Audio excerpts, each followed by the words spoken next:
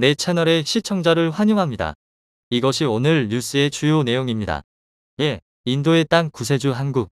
2. 인도 시설에 8천억 원을 투자했다. 3. 인도는 일본을 탄핵했다. 인도 앞으로 엄청 성장할 텐데 한국이 그 성장에 더 도움이 된다면 좋겠습니다. 이젠 전 세계에서 탑 선진국을 한국이라 해도 뭐라 할 나라들 없겠네요. 코로나 재앙으로 우리나라에 그동안 드러나지 않았던 한국의 선진국보다 더 선진국 같던 모든 정치 문화 국민성까지 다 알려지고 있으니까요. 자랑스럽네요. 대한민국 국민이라는 사실이.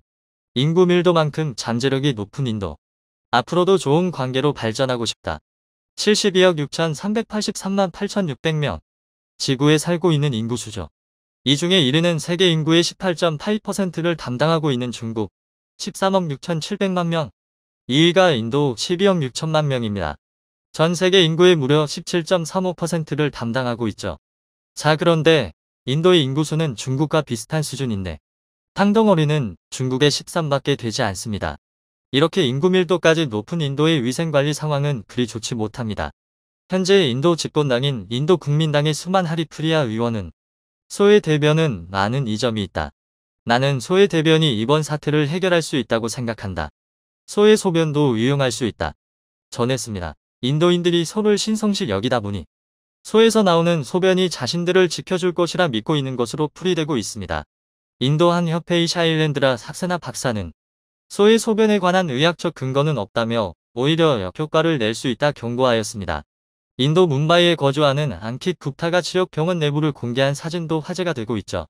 앙킷 굽타는 제발 도와줘, 내 친구가 10명의 다른 환자들과 진료를 받고 있다 라며 위생이 좋지 않고 부주의한 의료진, 이런 나쁜 조건들은 전염병을 막는 데 도움이 되지 않는다 호소하였습니다.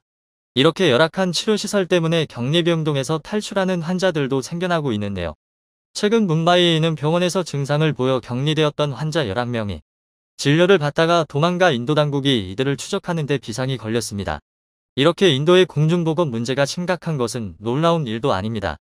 인도는 총 GDP 중에서 고작 1.28%만 공중보건을 위해 사용하고 있는데 세계은행의 자료에 따르면 인도의 공중보건 수준은 GDP가 훨씬 낮은 방글라데시나 네팔보다 더 열악한 것으로 전해졌습니다. 인도의 공중보건 체계가 이렇게 취약하다 보니 올해 1월 인도에서 처음으로 확진자가 나오자마자 인도의 모디 총리는 마스크 수출 봉쇄라는 강력한 카드를 제시하면서 인도는 다른 아시아 국가들과는 달리 95% 이상 차단할 수 있는 마스크를 제작할 수 있는 기업이 매우 한정돼 있다라며 공급 부족이 발생할 경우 13억 인구의 집단 감염 가능성을 우려했습니다. 이에 결국 인도는 한국과 일본, 이탈리아를 포함해 모든 외국인의 기존 비자 무효화 조치를 선언했습니다. 한국처럼 폐쇄하지 않은 상태에서 확산을 컨트롤할 수 있는 보건 체계를 갖추지 못하다 보니 국가 자체를 봉쇄한 것이죠. 자, 그런데 한국이 또 예외를 만들어냈습니다. 최근 베트남이 한국을 막았다가 삼성 디스플레이 직원 186명을 예외적으로 입국 허용하였듯이 인도 외교당국은 한국의 삼성물산 직원 3명과 기아차 관계회사 직원 4명을 포함해 한국인 10여 명의 인도 입국을 예외적으로 허용한 것으로 전해졌습니다. 이들 중에는 인도가 최근 선포한 기존 비자 무효에 대한 예외를 인정해 기존 고용 비자의 효력을 인정받은 이들도 있었고, 심지어 기아차 협력업체 직원의 경우 신규 비자를 발급받기도 하였습니다. 인도가 이번 사태를 막기 위해 국가 봉쇄라는 초강력 카드를 꺼내든 지 며칠 지나지 않은 시점에 이렇게 예외적인 조치를 취했다는 것은 매우 이례적인 케이스인데요. 타임스 오브 인디아의 보도에 따르면 일본은 최근 인도 정부에 최소한 일본의 기술자나 인도 고속열차 작업에 직접 관여하고 있는 직원들에 대한 비자를 막지 말아 달라고 요청했다 보도하였습니다. 강력히 항의하지 않아도 한국인 직원들의 기존 고용 비자의 효력을 예외적으로 인정하고 신규 비자까지 발급해준 것과는 매우 비교되는 상황이죠. 인도가 이렇게 한국의 예외적인 조치를 취하고 있는 것은 최근 급격하게 강력해지고 있는 인도 내 한국의 영향력 때문이라 분석되고 있습니다. 윤석열 대통령이 취임 후 처음으로 삼성그룹의 일정에 참석한 행사가 바로 인도에서 있었던 삼성전자의 제2공장 준공식. 삼성전자가 인도 뉴델리 근처에 세계에서 가장 큰 규모의 스마트폰 공장을 완공하였습니다. 기존 공장을 2배 규모로 확장시켜 1년에 무려 1억 2천만 대의 스마트폰을 생산할 수 있게 된 것인데요. 확장 공사 비용으로만 8천억 원을 넘게 투입했고, 이에 따른 인도 현지인 고용 창출 효과도 상상을 뛰어넘고 있습니다. 이미 삼성은 인도에서 2개의 제조 공장과 5개의 R&D 센터, 그리고 1개의 디자인 센터를 운영하며 7만 명이 넘는 직원을 고용하고 있는 데다가 판매망은 15만 개에 달합니다. 삼성뿐만이 아닙니다. 인도가 올해부터 1600조 원의 초대 규모 인프라 투자를 하겠다 발표한 가운데 인도 뉴델리 타즈마을 호텔에서 열린 제18차 한국인도 전략대화에서 인도 측은 한국은 두바이 최고층 건물을 건설하였고 중동 건설 경험 등 한국 건설기업들은 세계가 인정하고 있다며 세종행정복합도시의 신도시 개발 경험을 함께 극찬하며 한국의 인도 인프라 건설 사업 참여를 요청하였습니다. 이미 한국토지주택공사가 마하라슈트라주의 칼리안 동기블리 사이에 위치한 스마트시티 프로젝트 참여를 위한 타당성 조사를 시작했습니다. 인도 내 한국 기업들의 고용 퀄리티도 상당히 높죠. 인도에서 평균 월급은 63만 원 정도인데 현대차 인도 공장 생산직 직원의 임금은 110만 원, 평균보다 무려 2배로 높습니다. 현대차는 인도를 생산 거점으로 유럽과 중동 그리고 동남아에까지 수출하고 있는데요. 지난해 하반기까지 본격적으로 생산 라인을 확대해 1년에 104만 대를 생산할 수 있는 능력을 갖추었습니다. 이렇게 한국 기업들의 인도 내 영향력이 막강해지고 있다 보니 인도 정부의 투자 유치 전담 기관인 인베스트 인디아는 한국 전담 조직 코리아 플러스까지 만들었죠. 인베스트 인디아가 이렇게 한국과를 별도로 전담 조직을 만든 것은 세계에서 딱 2곳밖에 없는데 그중 한 곳이 바로 한국입니다. 스칸드 타일 전 주한 인도 대사는 이렇게 말합니다.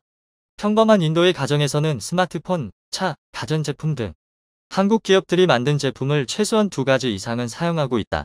반면에 값싼 인건비와 발전 가능성으로 차기 경제 대국으로 떠오를 것으로 전망되던 인도. 일본은 일찍이 이에 주목하여 예전부터 인도와 협력하기 위해 노력해왔는데요. 그런데 이번에 인도 정부가 자국 내 일본인들에 대한 추방 명령을 발표해 일본 외교부의 불똥이 떨어졌다고 합니다. 한편 인도가 순항 중이던 일본과의 협력을 깨고 새로운 동반자로 선택한 것이 한국인 것으로 알려졌는데요. 일본이 야심차게 준비 중이던 인도 태평양 정책이 무산되고 한국이 그 자리를 대신하게 된 사건. 오늘은 이에 대해 알려드리겠습니다. 지난 2014년부터 인도 사람들의 지지를 받는 나렌드라 모디 총리. 그는 이전부터 일본에 대해 굉장히 긍정적인 입장을 내비치며 총리가 된 뒤 일본과의 협력을 늘리는 대표적인 친일파 인도 정치인으로 평가받았습니다. 그런데 최근 인도 정부가 일본인들을 추방하는 시행령을 발표, 인도-일본 관계가 파국으로 치닫고 있다고 하는데요. 최근 인도양의 방사능 수치가 급증하고 캔지스 강의 방사능 수치 또한 폭등해 인도 환경부에서 긴급 발표를 한 바 있습니다. 인도 뉴델리에서는 캔지스 강에서 몸을 씻은 뒤 원인 모를 피부병에 시달리는 방사능 피폭자가 발생해 인도 언론의 주목을 받기도 했죠. 이 끔찍한 환경재앙의 원인이 일본의 방사능 오염수 방류 때문인 것으로 밝혀져 인도 정부와 국민들이 엄청난 분노를 느끼게 된 것이 이번 사태의 전말이라고 합니다. 지난 2021년 일본이 방사능 오염수를 방류할 당시 인도 정부는 격렬하게 반대했었습니다. 인도양은 일본이 인접한 태평양과 동중국해와 가까이 있어 일본이 방류한 방사능 오염수가 삽시간에 퍼질 거라는 과학자들의 전망이 이어졌기 때문이죠. 하지만 일본은 인도의 격렬한 반대가 이어졌음에도 이를 무시하고 오염수 방류를 결정해 전 세계의 공분을 샀습니다.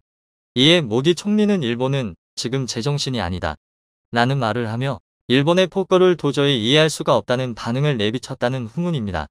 당시 일본이 인도의 경고를 무시하고 오염수를 방류한 것에는 나름의 자신감이 있었다고 합니다. 주일 인도 대사관 관계자의 증언에 따르면 인도와 일본은 51조라는 거대한 액수의 협력 프로젝트를 논의 중이었다고 하는데요. 일본은 인도가 이렇게 매력적인 경제 협력 제안을 거부할 수 없을 것이라 판단. 인도의 항의를 무시하고 오염수를 방류해버리는 오만한 판단을 내렸습니다. 그런 와중에 일본의 방사능 오염수가 인도양에 도달하여 의문의 피부병에 시달리는 인도인이 나오게 되자 인도 행정부가 폭발한 것이죠. 이로 인해 인도 정부가 일본인들을 추방시키기로 결정했다고 합니다. 인도 정부의 발표에 따르면 이번에 추방 대상이 된 일본인들은 모두 구지라트 주에 모이게 될 예정입니다. 이후 일본인들을 추방시킬 세부적인 계획까지 모두 발표? 이번 추방 조치에 대한 인도 정부의 단호한 태도를 확인할 수 있습니다. 일본 정부는 설마 했던 방사능 오염수가 정말로 인도에게 피해를 줄 거라고는 꿈에도 생각하지 못했던 모양입니다. 인도에 피폭자가 발생했다는 기사를 접하고 뒤늦게 사태를 파악한 일본이 인도 정부에게 유감이라는 입장문을 전달했으나 이미 늦었죠. 인도 정부는 자국에 거대한 규모의 투자를 하겠다는 국가는 일본 말고도 있다는 입장을 고수하며 일본의 입장문을 무시했다고 합니다. 믿었던 일본에게 철저히 배신당한 인도의 엄청난 분노를 느낄 수 있는 대목입니다. 하지만 아무리 인도 정부가 분노하였다고 해도 51조 규모의 투자를 수는 없습니다. 해당 투자 사업에 뛰어들었던 인도의 기업들이 있기 때문이죠. 이에 인도에서 좋은 협력 대상으로 새로이 떠오르는 국가가 있다고 하는데요.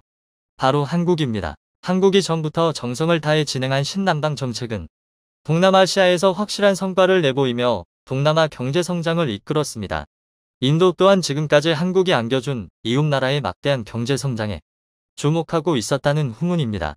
더불어 삼성, 현대차 등 인도에 진출해 있는 한국 기업들이 쌓은 신뢰와 인도 시장에서 보인 성공은 인도 정부의 눈길을 돌리기에 충분했다고 합니다. 한국 정부와 기업들은 이번 기회를 절대 놓치지 않을 것임을 증명하듯 획기적인 인도 공략 방안을 들고 나섰습니다. 가장 먼저 인도 정부가 심각한 사안이라고 천명한 방사능 환경 재앙을 함께 복구하는 것의 일환으로 원자력 발전소 사업을 함께할 것을 제안했는데요. 알고 보니 인도는 2030년까지 원전을 20개나 추가로 건설하겠다는 엄청난 계획을 하고 있었습니다. 이 사업 또한 일본의 원전 기술로 진행될 예정이었는데 이번 사태로 이 사업권을 모두 한국이 수주하게 될 가능성이 높다고 합니다. 이외에도 삼성의 인도 투자를 한국 정부가 직접 유치하고 나섰습니다. 그 결과 삼성이 2,600억 원을 들여 인도에 공장을 새로 짓기로 약속하는 등 한국 정부의 적극적인 태도로 인도와의 관계가 급속도로 가까워지고 있다고 합니다. 이번 기회로 한국이 가지게 될 이익은 경제적 분야에만 국한된 것이 아닙니다. 지금까지 중국은 자국 시장에 종속된 한국에게 지속적으로 외교적 치욕을 안겨줘 많은 국민들이 분노했었죠. 그러나 이번 쾌거로 한국 국민들은 그런 치욕을 더 이상 겪지 않게 되었습니다. 지금까지 값싼 인건비로 중국에게 묶여있던 한국 기업들에게 인도라는 매력적인 선택지가 등장했기 때문입니다.